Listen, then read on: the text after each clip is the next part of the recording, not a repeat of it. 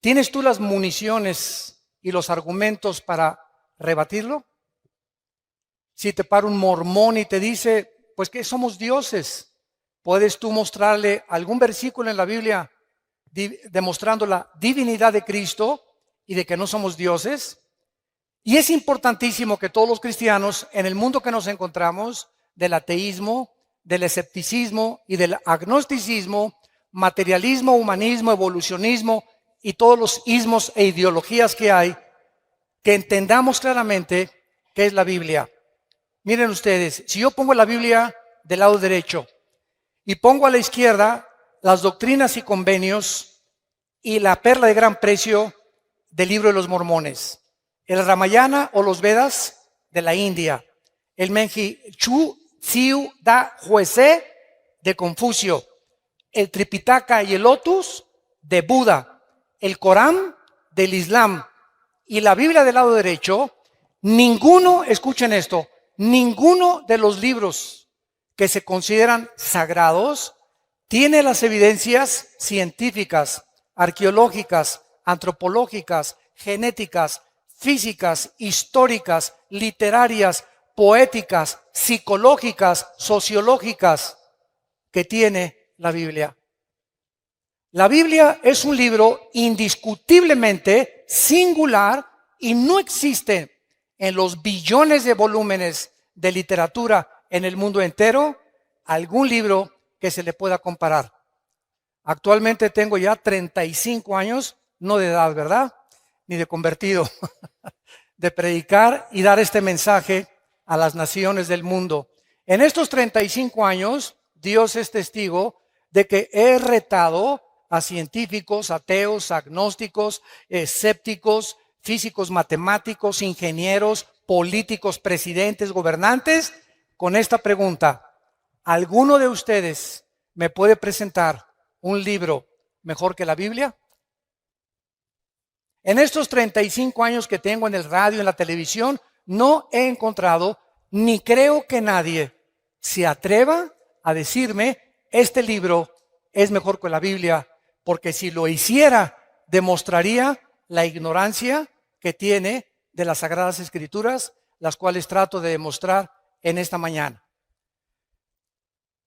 Si nosotros ponemos realmente del lado derecho a Jesucristo y ponemos aquí junto a Mahatma Gandhi, a Confucio, a Buda, al Ramayana, al Maharaji Chachi Kukulachi y a todos los filósofos orientales que se dicen dioses, no hay ningún líder religioso en toda la historia del ser humano que se compare con Jesucristo. Jesucristo volvió locos a los psiquiatras en la cruz. Acabo de ver un reportaje de la Asociación de Psiquiatría de un país sudamericano donde me invitaron, acabo de regresar de Guayaquil, donde fue un grupo de psicólogos los que me invitaron a darles conferencias a psiquiatras y a psicólogos acerca de las evidencias que quiero compartir. Y me decían muchos psiquiatras, las condiciones emocionales y sentimentales y las reacciones de Cristo en la cruz no eran de un ser humano, eran de un Dios. Ningún ser humano bajo esa presión, bajo esas circunstancias y bajo el medio ambiente donde él creció y se desarrolló, podía haber respondido como respondió desde esa cruz. Las palabras que expresó en la cruz y la forma como él vivió. Nadie en la historia pudo tampoco decir, yo soy el camino, yo soy la verdad y yo soy la vida eterna. Cuando yo leí Juan 14:6, porque mi hermano Alejandro fue el que me guió a mí a Cristo con unos misioneros y gracias a él yo soy cristiano, cuando me enseñaron 14:6 de Juan, yo llegué a una conclusión. Ni Buda, ni el Che Guevara, ni Marx, ni Friedrich Nietzsche, ni Jean-Paul Sartre, ni los grandes hombres de Dios que se consideran los iluminados, nunca leí la historia de todos ellos, ha dicho, yo soy el camino, la verdad y la vida. Ahora, todo pudo haber quedado con esas palabras y cualquiera podría decir, bueno, yo también puedo decir de repente que soy Dios. Fue lo que dijo el Dalai Lama en 1992 al Papa Juan Pablo II. Y cuando vi en el periódico que el Dalai Lama le dijo al Papa que él era Dios, le mandé un correo a la embajada de China preguntándole, ¿nos puede usted anunciar cuándo se va a morir y resucitar? Porque si usted dice que es Dios, usted tiene el control de la vida. Y Jesucristo dijo, es necesario que el hombre, el Hijo del Hombre, sea muerto, perseguido y vituperado, y a los 3 días se levante de los muertos. Cuando tomó la última cena, Cristo sabía que era la última cena, que no volvería al otro día volver a comer con sus discípulos. Y así fue como les dijo, este pan y esta copa que vamos a beber, no la van a comer ustedes ni a beber hasta que estemos todos juntos en el reino de Dios. Él estaba perfectamente consciente a qué había venido y exactamente el día, la hora, los minutos y los segundos en que le quitarían la vida y la ofrecería para pagar por nuestros pecados. Veamos en primer lugar la evidencia de la singularidad de la Biblia. Apunten ahí número 1, la singularidad. La Biblia fue el primer libro en haber sido escrito en la imprenta de Gutenberg, 1455. El primer libro que se haya impreso en una imprenta fue la Biblia y se llamó la Vulgata Latina, que fue traducida posteriormente por un monje llamado Jerónimo. La Biblia es el libro más vendido, más publicado, más traducido a más idiomas, a más de 4,850 idiomas y dialectos que ningún otro libro jamás en la historia. En 1986 se había traducido la Biblia a 6,700 lenguajes que por los traductores Wycliffe. Y actualmente, si tú buscas, por ejemplo, como me dijo una vez un ateo, Homero escribió la Ilíada y la Odisea, y le dije, cítame los libros de los griegos, la época de oro de los griegos, dime cuándo se escribió el Corán, el Islam, las traducciones de los sumerios, dime lo que tú quieras. De la Biblia hay 13,000 copias manuscritas del Nuevo Testamento, 8,000 de la Vulgata Latina y 1,400 en el original griego y hebreo. Simplemente en 1948, para que vean cómo la gente habla sin hablar, en 1948 se descubrieron los rollos del Mar Muerto, que se llaman los rollos de Qumran, donde vivía un grupo que se llamó los esenios. Muy bien, en estos rollos que se encuentran en el museo, mi esposo y yo los vimos en Jerusalén, cuando vayan a Jerusalén, en el museo, se encuentran y están extendidos exactamente como fueron escritos por los profetas hebreos, y es exactamente lo que está escrito en la palabra de Dios que nosotros tenemos. Así que cualquier duda que exista de que la Biblia fue adulterada, que fue aumentada, etcétera, etcétera, ahí se encuentran los documentos originales. Ahora bien, en el último siglo, la Biblia ha comenzado a traducirse, que la Biblia del joven, la Biblia de la esposa, la Biblia de los jóvenes, etcétera, etcétera, y todas las traducciones modernas están de alguna u otra manera alteradas por la Sociedad Bíblica Internacional. ¿Por qué? Porque entonces dijeron ellos, no podemos vender la Reina Valera de 1960 ni la King James, que son las mejores traducciones de los textus receptus, o sea, de los textos recibidos originales. No podemos, dijeron ellos, y tenemos que seguir con el negocio, y tenemos que seguir imprimiendo Biblias de color de rosa, moradas, verdes, amarillas, para seguir vendiendo por intereses económicos, desgraciadamente. Entonces, una de las peores versiones que hay se llama la Nueva Versión Internacional, que sustrajeron 26 versículos del Nuevo Testamento. Yo no se lo recomiendo a nadie. Entonces, esto nos muestra claramente, ¿verdad?, el ataque que la Biblia tiene. Por ejemplo, después de su muerte, un hombre que se llamó François Voltaire, en 1778, un ateo agnóstico que persiguió a la Biblia y a los cristianos en Francia, dijo lo siguiente antes de morir: la Biblia jamás podrá, después de mi muerte, pasar a la historia y nadie la volverá a publicar. Cuando se murió, la casa de Voltaire se convirtió en la imprenta más grande de Biblia de Europa. Coincidencias del destino. Veamos a continuación su unidad. La Biblia es un compendio de 66 libros. Vean esto, son 66 libros que hacen un solo compendio. Estos 66 libros fueron escritos en 1500 años. En 1500 años. El último libro que se escribió en el siglo I después de Cristo fue el libro del Apocalipsis. Estos 66 libros fueron escritos por más de 40 hombres diferentes. Unos fueron reyes, otros campesinos, pescadores, poetas, granjeros, médicos como Lucas, oficiales del gobierno y ministros de Hacienda como Isaías, etcétera, etcétera. Sin embargo, la grandeza y la peculiaridad y la consistencia que mantienen estos 66 libros es de carácter sobrenatural. Déjenme explicarles. Hace algún tiempo vino a la casa de ustedes un vendedor de enciclopedias. Y pásele, le dije, porque me encanta mucho, siempre me ha gustado mucho la lectura, a ver qué me puede usted ofrecer. Y pues ahí sacó su laptop y ya me mostró las nuevas versiones del Tesoro de la Juventud, Enciclopedia Británica, bla, bla, bla, bla. Y yo le pregunté a este vendedor, ¿cuántos años tienes vendiendo libros? Y me contestó, 30 años. Dije, hijo, toda tu vida la has dedicado a vender libros. Y realmente trae una enciclopedia en su laptop de todos los volúmenes casi más leídos y más de más cultura en el mundo. Y le hice una pregunta.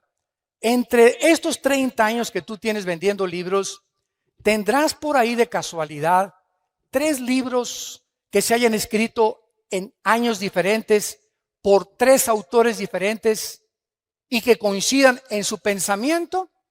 Se metió a su laptop, comenzó a bajar ahí y me dijo después de 20 minutos, señor Alducin, no encuentro tal cosa en la historia de la literatura.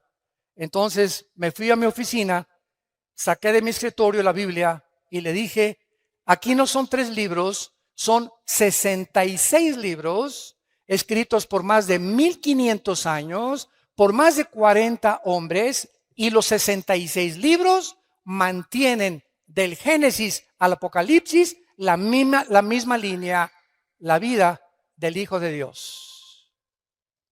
Desde Génesis 1, escuchen esto, hasta el Apocalipsis, la línea que une a todos los 66 libros es la persona de Jesucristo. Les doy un ejemplo, un botoncito de muestra.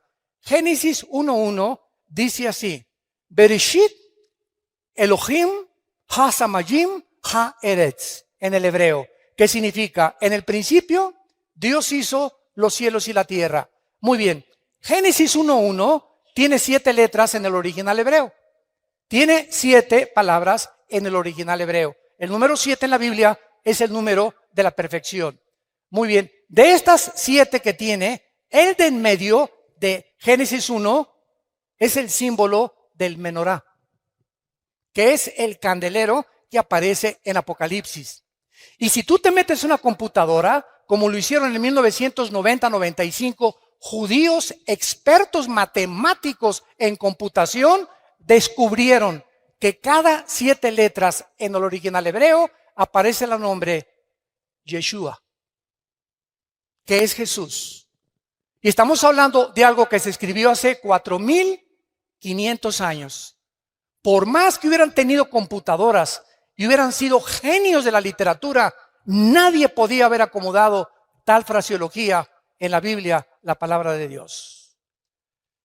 Ahora veamos a continuación algunas evidencias científicas, señores científicos que nos visitan y los que nos escuchan a través ahorita por el internet y las redes sociales. En el Génesis capítulo 1, entendemos nosotros que la Biblia es el único libro que nos ofrece cómo fue hecho el universo.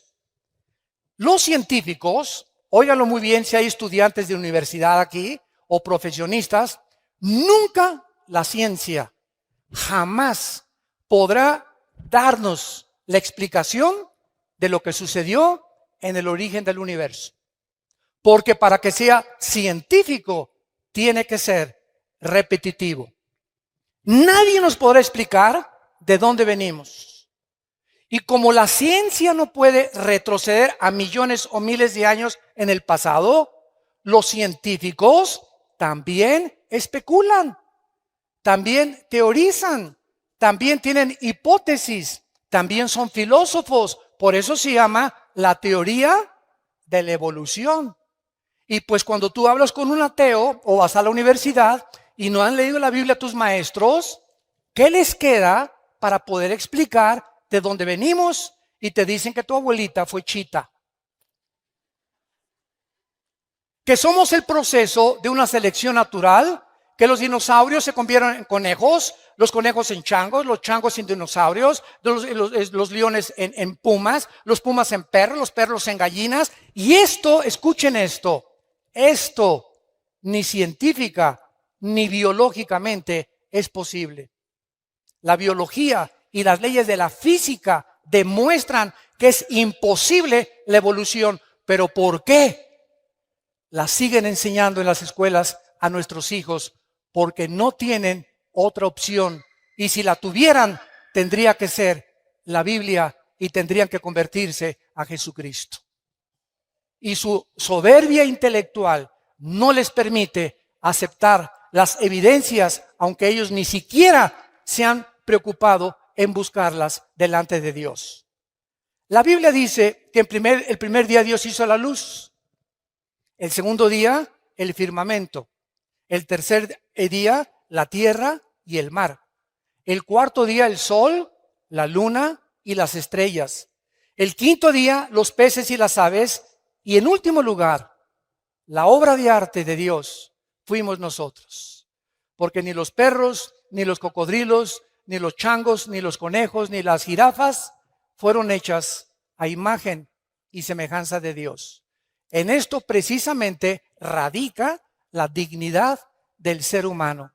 Que no somos animales, que hay un propósito, que sabemos de dónde venimos, que tiene un propósito en nuestra vida y sabemos a dónde dirigirnos y que después de la muerte seguiremos existiendo por toda la eternidad.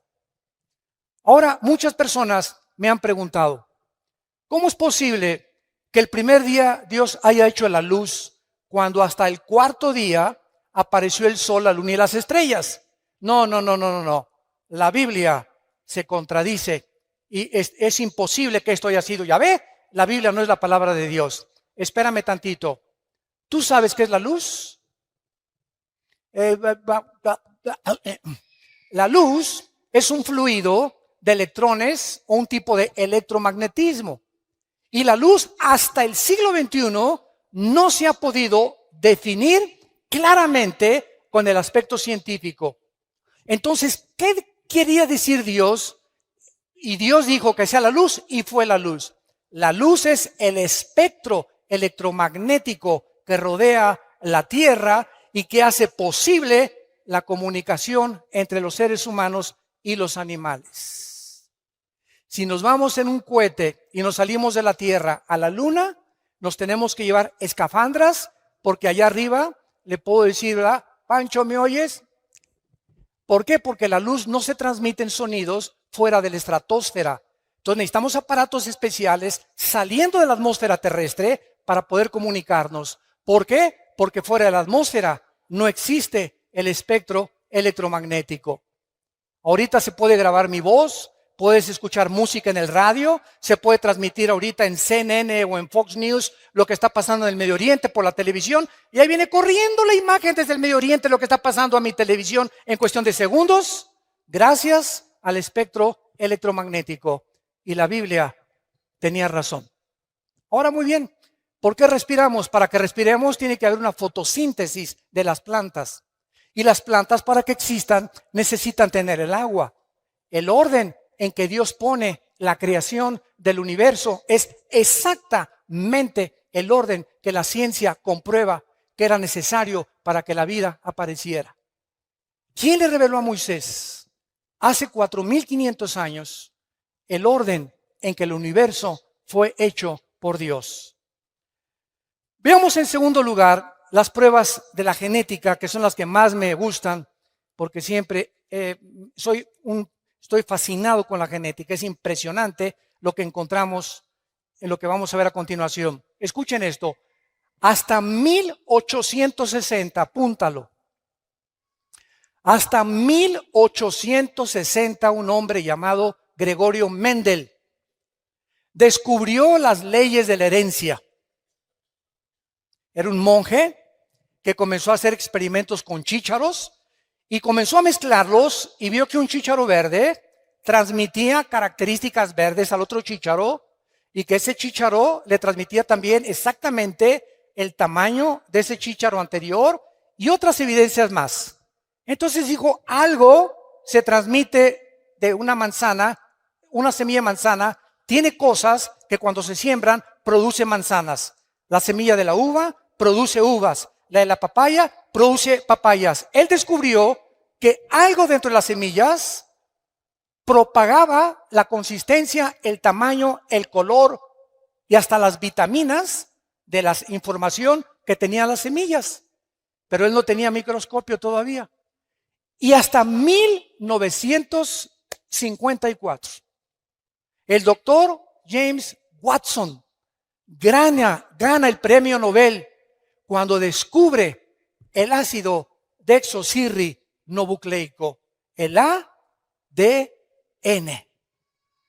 Y este hombre gana el premio Nobel y descubre que en las billones de células que el cuerpo humano contiene, estamos compuestos de billones de células, en cada una de las células contenemos un software. Para hablarles en idioma del siglo XXI, cibernético. Cada célula de nuestro cuerpo contiene información genética codificada. Cuando hay información inteligente, la materia no la puede producir. La materia no puede producir el pensamiento, ni la materia puede producir la conciencia. Por eso es una de mis armas favoritas a los ateos, que son mi plato favorito. Y siempre les digo a los ateos, bueno, ustedes, a ver, explíquenme el universo, ¿no? Una explosión, el Big Bang. ¿Así? ¿Y quién produjo la explosión? ¿Qué se encontraba antes de la explosión? Para que haya una explosión tiene que haber una causa, porque toda causa tiene un efecto y todo efecto tiene una causa. Ok, vamos a seguir esa línea de pensamiento que los ateos dicen. De una explosión surgió la materia. Ok. ¿Y la materia produce el pensamiento? ¿La materia produce la conciencia? ¿Es la materia inteligente?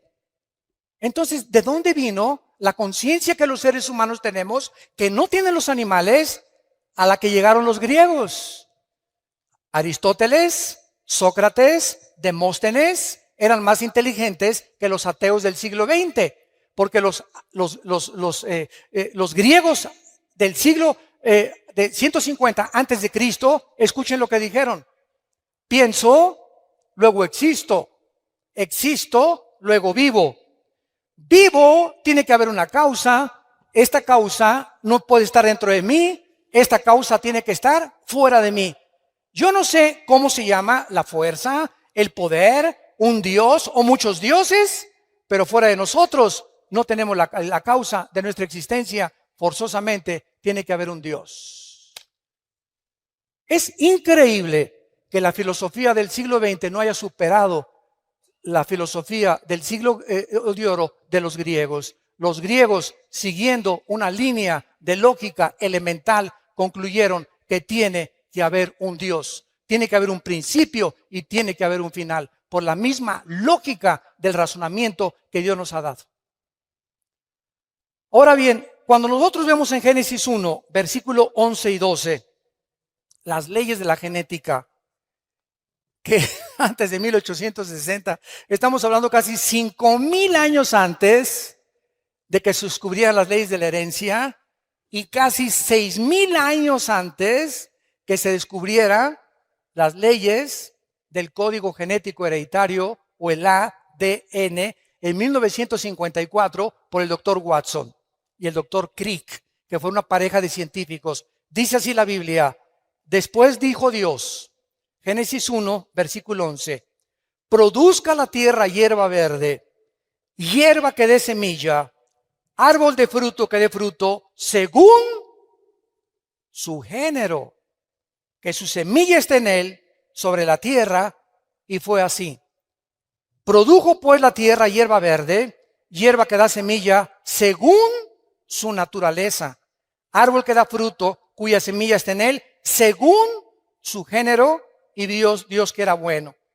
Versículo 21, y creó Dios los grandes monstruos marinos y todo ser viviente que se mueve, que las aguas produjeron según su género, y toda ave alada según su especie, y vio Dios que era bueno. Cuando nosotros leemos esto en el siglo XXI, otra vez, y la Biblia se adelantó al periódico y a los descubrimientos científicos de mañana en la mañana. La Biblia es más moderna que el periódico de mañana en la mañana. La Biblia ya establecía las leyes de la genética, que una semilla de uva tiene un código genético que determina que cuando se siembre crezca no como plátano, ni como naranja, ni como papaya, sino que crezca con las características de la información que ahí le pusieron el que creó esa semilla. Y además esa semilla trae características antioxidantes para que los seres humanos cuando coman uvas sepan que están tomando antioxidantes. A las semillas de las naranjas tiene un código informativo, un software que Dios les puso para que cuando se siembre den exactamente según la naranja, las características de la naranja, las vitaminas de la naranja, el color y el tamaño de la naranja, y no plátanos ni papayas. Y cuando Dios hizo al ser humano con espermas del género masculino y a la mujer con cromosomas del género femenino. Y encontramos algo maravilloso, que Dios, les he preguntado esto a mucha gente, ¿quién piensan ustedes que fue primero, el hombre o la mujer? Y todos contestan y voltean a ver a su mamá. Todos aquí, no hay nadie que no haya tenido mamá. No, entonces me contestan, es lógico que Dios haya hecho primero a la mujer. Sin embargo, la Biblia no nos lo explica de esta manera. Y cuando se descubren las leyes de la genética, nos sorprendemos las evidencias científicas, no teorías, con que está avalada y respaldada el registro de la palabra de Dios. ¿Se acuerdan cuando Dios creó a Eva? ¿De dónde la sacó? Muy bien. Primero Dios hace al hombre. Agarra el polvo de la tierra, así de lodo nos hizo a nosotros, varones. Así de lodo a los hombres, ¿verdad? Así toscos, bruscos. Y ya después de que hace a Adán como una estatua, Dios hace esto. Y Adán recibe algo que no recibió Chita,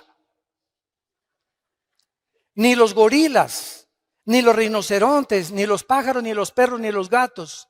El hombre recibe el aliento directo, infundido de Dios, porque dice Eclesiastés 3:11 que Dios pone desde ese momento la eternidad en el corazón humano. Dios sopla dentro de él algo que era de él, de Dios. Y por eso somos a imagen y semejanza de Dios. Y después de que Dios crea a Adán, pues lo lleva al huerto y lo pone a labrar el huerto y a poder sembrar en el huerto. Trae a todos los animales para que les pongan nombre. Y ya que Adán vio que Chita no podía ser su novia, ni la jirafa, ¿verdad? Ni ninguna leona, ni ninguna tigresa por ahí. Entonces Dios pone a dormir en capítulo 2 del Génesis a Adán, y escuchen lo que pasa. Esto es impresionante. Adán duerme y Dios dice en la Biblia que saca una de sus costillas, porque la palabra en el hebreo es Selah, que significa costilla. Y de esa costilla, de ese material genético, saca al hombre. Muy bien. El hombre, para que entendamos esto, tiene 2 cromosomas, X y Y. Los que son médicos aquí nos lo pueden confirmar. El hombre tiene X, Y. La mujer tiene 2 cromosomas sexuales XX. La mujer no tiene el cromosoma que determina el género masculino. Cuando mi papá tuvo relaciones con mi mamá, el esperma que ovuló o fertilizó el huevo de mi mamá fue un Y y yo nací varón. Porque si hubiera sido el X, hubiera nacido mujer. Entonces, el cromosoma Y determina el género de los hombres. Y los hombres poseen ese cromosoma que las mujeres no tienen. Las mujeres tienen XX. Muy bien. Si Dios hubiera sacado a la raza humana del material genético de la mujer, la raza humana no se hubiera podido reproducir. Porque precisamente es en los huesos, en la médula de los huesos, donde se produce la sangre. Y es precisamente en la sangre donde viene la diferencia entre los cromosomas del hombre y la mujer. Si vas a un consultorio médico, a los laboratorios del Chopo, por ejemplo, y te hacen un examen de sangre, te dicen si eres hombre o mujer. En la pura sangre nada más. Ahora, pasaron miles de años y se le aparece el ángel a María. Y le dice a María, vas a ser mamá. Y María se espanta. ¿Cómo que si ni a Cancún nos hemos ido? ¿Verdad? ¿Cómo que voy a ser mamá? Espérame tantito, no te me adelantes, y estamos comprometidos, no nos hemos casado. Y además, la ley judía dice que si yo me embarazo antes de casarme, hasta pedradas me pueden matar. Y el ángel Gabriel, en Lucas 1 y en el Evangelio de Mateo, le dice a María, María, no te preocupes, Dios va a engendrar en tu vientre a un hombre llamado, y le vas a poner por nombre Jesús. Ni José ni tú le van a poner el nombre. Y sabes una cosa, María, que ese ser que van a nacer no va a ser engendrado por José. José no se va a meter contigo. Muy bien, hace 2000 años que fue escrito esto en el Nuevo Testamento, nadie entendía por qué Cristo tenía que nacer virginalmente. ¿Por qué José no podía tener relaciones con la Virgen María? Simplemente porque el cromosoma Y de José venía infectado desde Adán. Porque por un hombre entró el pecado y el pecado se transmitió a través de toda la raza humana hasta nosotros. Todos los seres humanos, todos sin excepción, desde Adán, hemos nacido infectados por el pecado. Carlos Marx le decía la lucha de clases. Sigmund Freud, el problema del Medio Oriente y la sexualidad infantil. William Shakespeare, el defecto trágico. Y muchos hombres han tratado de por qué el hombre es contradictorio en su comportamiento. ¿Por qué esa conducta autodestructiva con la cual nacemos? ¿Por qué a los niños no les enseñas a portarse mal? Desde que están chiquitos, un niño al año y medio es el más grande dictador de su casa. Un niño al año y medio, a los 2 años, ¿verdad? A los 3 años, no quiero mi juguete, quiero el de Pepito. No se hace eso, niño, no me hace berrinchito. Y vemos que hay algo dentro del ser humano que va en contra de toda autoridad, de todo lo que se les dice. Y se les enseña a portarse bien, porque el mal nacimos con él.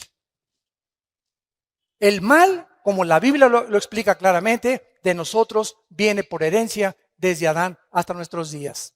Entonces, vemos que las evidencias genéticas, físicas de la creación de la Biblia son maravillosas y que podemos nosotros, a través de esto, darle una respuesta al ser humano para que el ser humano pueda entender por qué la Biblia es el libro de los libros. Hace 2300 años, antes de que Galileo Galilei, tu padrino, descubriera que la tierra era redonda, apúntalo. En el libro de Isaías 40, capítulo 40, versículo 22. 2300 años antes que Galileo, la Biblia ya decía que la tierra era redonda. Hay una ley en la física, todos ustedes que son de carácter universitario de la preparatoria, que se llama la ley de la entropía. Y todos ustedes, si ya pasaron la secundaria a la preparatoria o están en la universidad, forzosamente tienen que conocer que hay una ley que rige a todas las demás leyes, que se llama la ley de la primera y la segunda ley de la termodinámica. ¿Qué establecen estas leyes físicas? Precisamente que todos los procesos físicos, todos los sistemas ordenados, tienen con el tiempo a desordenarse. Nunca, nunca, nunca del desorden surge el orden. Esto es antifísica, sino que del orden surge el desorden. La evolución enseña que de lo menos vamos a más. Y la Biblia enseña que fuimos coronados como la creación máxima de Dios y estamos como los cangrejos en lugar de evolucionar. Claro que hemos evolucionado tecnológicamente y científicamente como criaturas físicas y como criaturas intelectuales, pero como seres humanos hemos hecho el ridículo porque estamos en el siglo XXI y ahorita, en noviembre del año 2015, el mundo está a punto de entrar a una tercera guerra mundial. ¿Dónde está el razonamiento? ¿Por qué no hemos podido vivir en paz? ¿Qué le pasa al ser humano? ¿De qué nos sirvió llegar a la luna? Y los experimentos y los descubrimientos, todo eso ha ensoberbecido al ser humano. Simplemente, profesando ser sabios, se hacen necios. Porque habiendo conocido a Dios, no le quieren glorificar como a Dios, ni le quieren dar gracias. El ser humano está envanecido en sus razonamientos. Su corazón ha entenebrecido y nos hemos creído dioses. Y por eso el mundo se encuentra como se encuentra. Por eso Estados Unidos legalizó el aborto en 1973. En junio de este año legalizaron los matrimonios gays, que es el síntoma más grande de descomposición de la familia en el mundo entero y de una nación. Porque la nación la forman las familias y las familias forman las naciones. Si la familia se desintegra, la nación no tiene ningún futuro. Y este es el punto al que hemos llegado porque no hemos querido aceptar a Dios. Antes de que las leyes de la entropía y de la termodinámica se descubrieran en el libro de Hebreos, capítulo 1, la Biblia escribió hace 2000 años la primera y la segunda ley de la termodinámica. Señores astrónomos, astrofísicos y físicos matemáticos que nos están escuchando en este momento. Y eso no te lo enseñan en tu universidad ni en tu escuela. Les da vergüenza reconocer que hay libros que superan los libros de física del siglo XXI del ser humano. Dice Hebreos 1, versículo del 10 en adelante. Y tú, oh Señor, en el principio fundaste la tierra. Los cielos son obra de tus manos. Ellos perecerán, mas tú permaneces. Todos ellos se envejecerán como una vestidura. Como un vestido los envolverás y serán mudados, pero tú eres el mismo y tus años no acabarán. Exactamente lo que estas leyes establecen, que todo se descompone, todo se oxida, todo se termina, todo se arruina, todos tenemos que meterle mantenimiento a un edificio, mantenimiento a mi coche, mantenimiento a mi persona. Estamos nosotros muriendo celularmente cada segundo. Todo el universo que está a nuestro alrededor está en proceso de descomposición. El Sol pierde millones de toneladas masa cada segundo, tal como la Biblia lo anunció hace 2000 años. Los cielos se envejecerán, todo se echará a perder, pero tú, Señor, eres el mismo a través de la historia.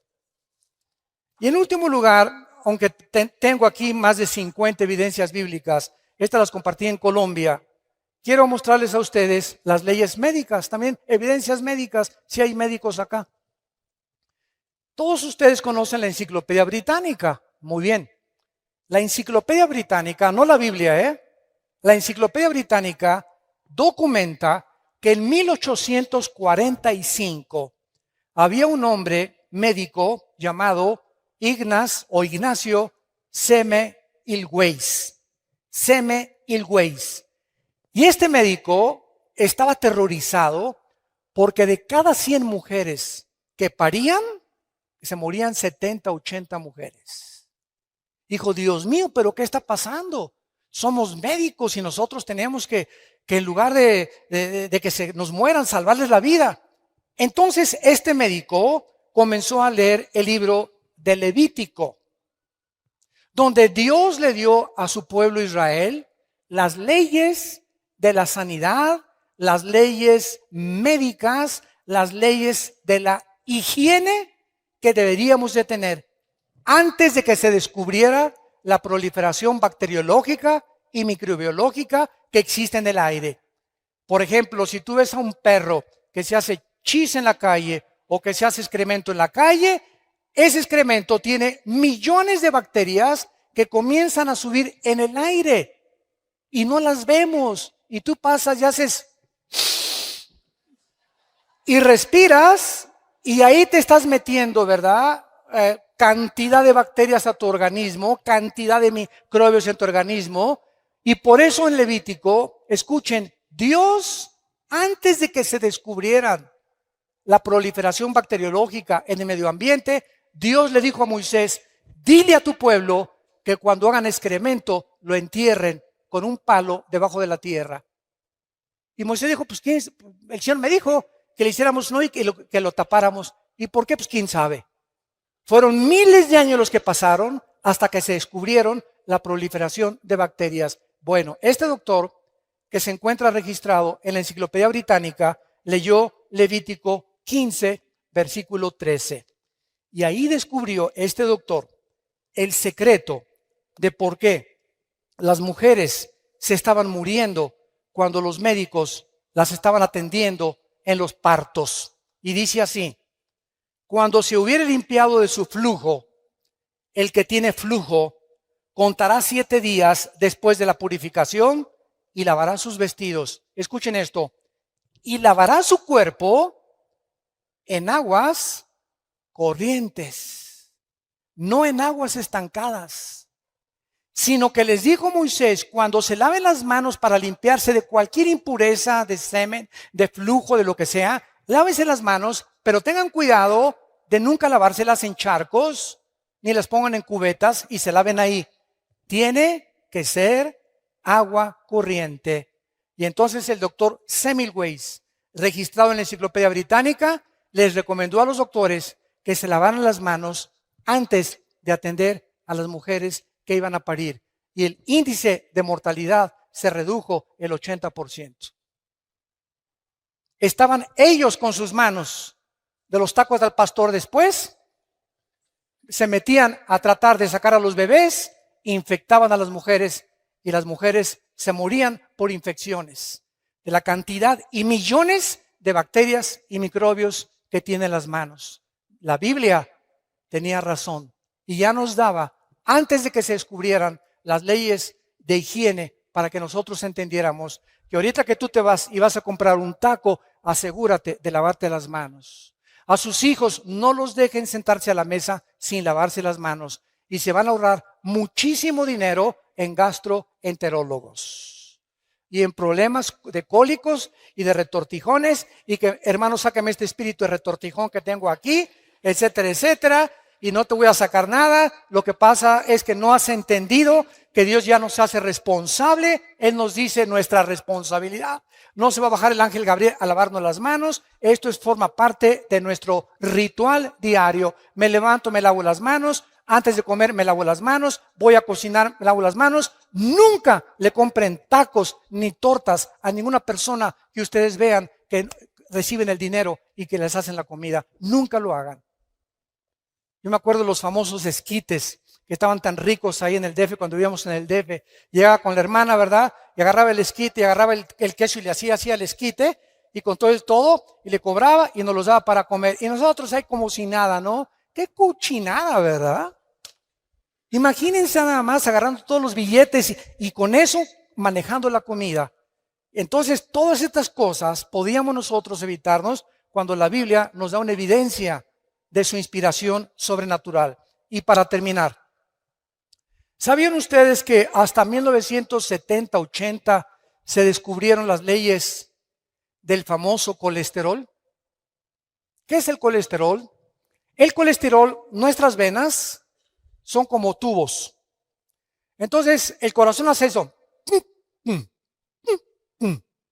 Cada vez que hace el corazón, está bombeando sangre. La sangre corre por todas las arterias y todas las venas que llegan hasta la punta de mis pies y recorren hasta la punta de mi cerebro. Entonces, estas mangueras tienen que estar limpias.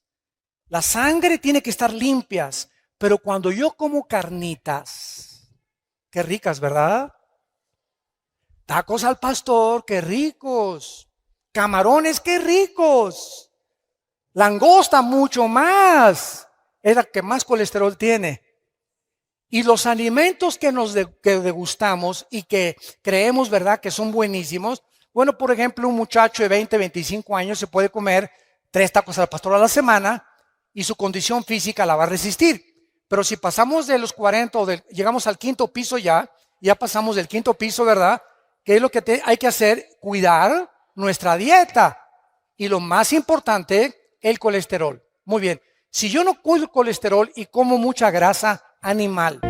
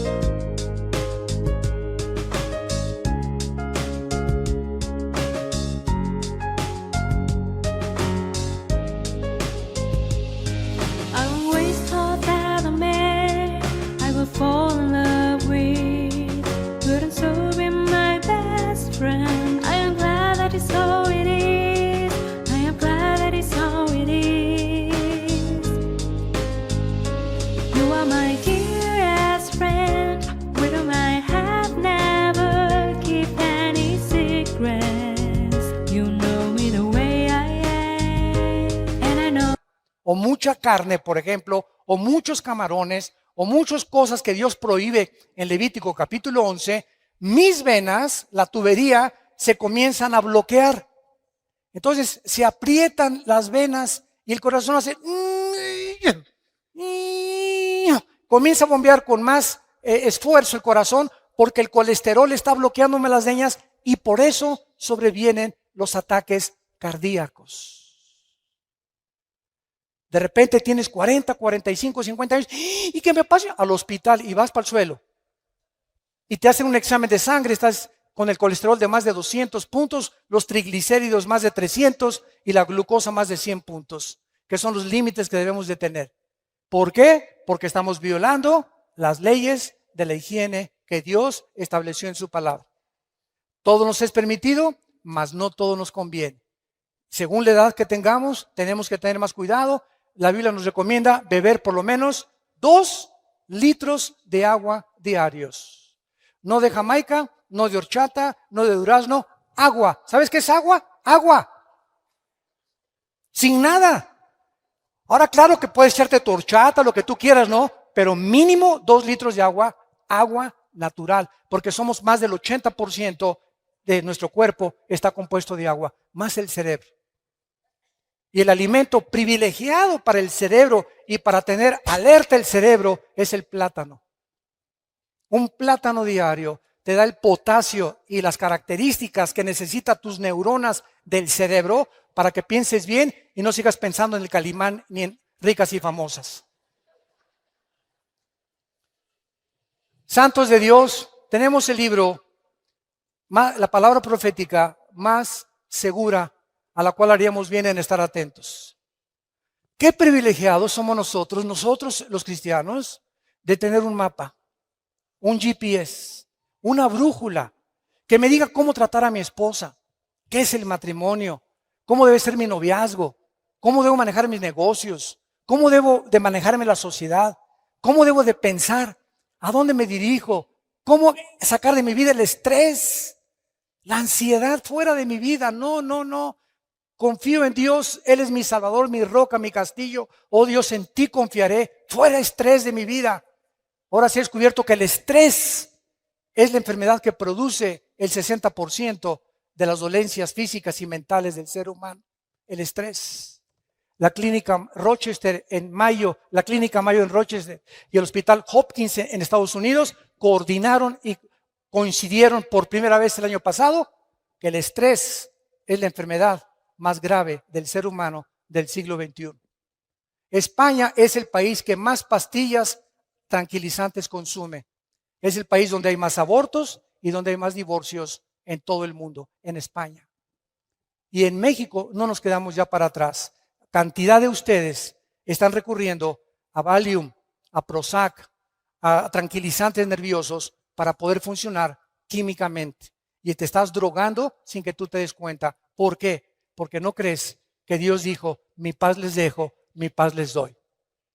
Hace 2000 años el Hijo de Dios nos trae la medicina antes de que la enfermedad surgiera, el estrés. ¿Qué es el problema de la gente estresada? Que no tiene paz. Y si tú no tienes paz, no puedes pensar. Si no tienes paz, no puedes orar. Si no tienes paz, no puedes venir a la Biblia. Porque como Pepita en comal llegas, ¿verdad? Y el Espíritu Santo te dice, aplácate, sereno moreno primero. Tranquilino pino cocolino. Ya que te calmes, ya que te tranquilices, dice el Espíritu Santo, me podré comunicar a tu espíritu. Pero en el estado en que tú te encuentras, no vas a discernir la voluntad de Dios para tu vida. Por nada estén afanosos, sean conocidas sus problemas con toda oración y súplica en el Espíritu. Y la paz de Cristo, que sobrepasa todo entendimiento, guardará nuestros pensamientos y nuestros corazones en Cristo Jesús. Shalom, que tengan paz.